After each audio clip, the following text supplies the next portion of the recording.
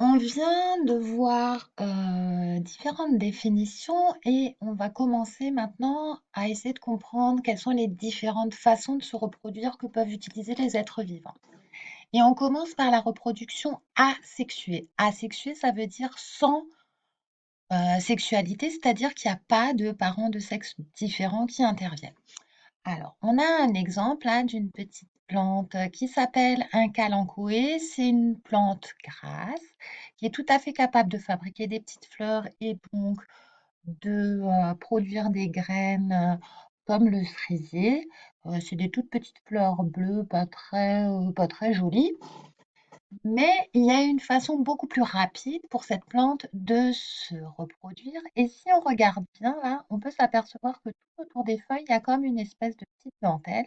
C'est des petites feuilles qui sont représentées ici un peu en agrandi, des petites feuilles avec une toute petite tige qui sont équipées de racines.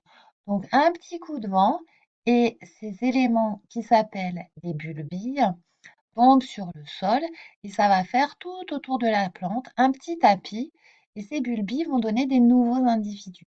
Donc il s'agit bien de reproduction puisqu'on augmente le nombre d'individus, mais il n'y a pas eu intervention de deux parents différents puisque c'est seulement cette plante-là qui va donner naissance à, à des nouveaux plants de calanchoïdes.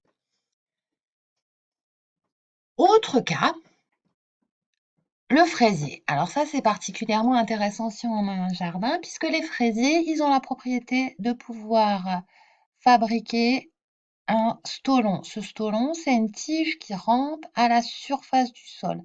Et ce stolon, au bout d'un moment, il porte un bourgeon à son extrémité. Ce bourgeon, il va s'enraciner, il va s'enraciner dans le sol et va donner naissance à un nouveau petit fraisier.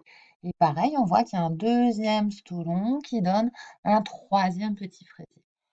Il s'agit bien de reproduction puisqu'on est parti d'un fraisier et on se retrouve avec trois fraisiers, mais c'est de la reproduction asexuée parce que ça ne passe pas par la pollinisation, le dépôt d'un grain de pollen sur le pistil de la fleur, qui donne la petite graine, qui contient le bébé de la plante, le germe, etc., etc.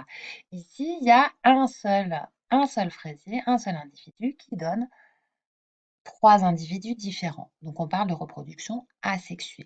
Alors, ça fonctionne bien chez les végétaux. On coupe une tige, on plante dans l'eau, ça fait des petites racines. Ça marche avec pas mal d'êtres vivants. Chez les animaux, c'est quelque chose qui est beaucoup plus rare. Alors ici, je vous ai mis une image. Il s'agit d'un insecte. On dit insecte branche. C'est un phasme. Donc, une, deux, trois paires de pattes. Et puis, on a les antennes ici.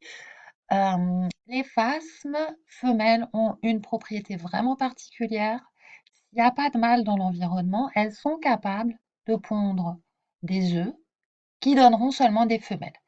Ici, ce sera également de la reproduction asexuée puisque il y a un seul parent, le phasme femelle, qui va donner des nouveaux individus.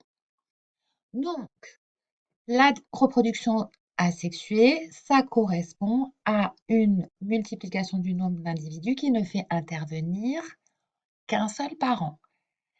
C'est une modalité, une façon de se reproduire qui est intéressante parce que c'est très rapide et ça permet de coloniser un milieu qui est juste à côté de la frontière, coloniser un milieu proche et de façon rapide. Donc, ce que vous faites maintenant dans votre cahier, à la suite, vous aviez noté reproduction asexuée en couleur et vous copiez les deux définitions. Donc, la première, la reproduction asexuée correspond à la capacité des êtres vivants de se reproduire sans partenaire, c'est-à-dire sans faire intervenir la fécondation de deux gamètes de sexe différents. C'est un mode de reproduction qui permet de produire rapidement et en grande quantité des nouveaux individus.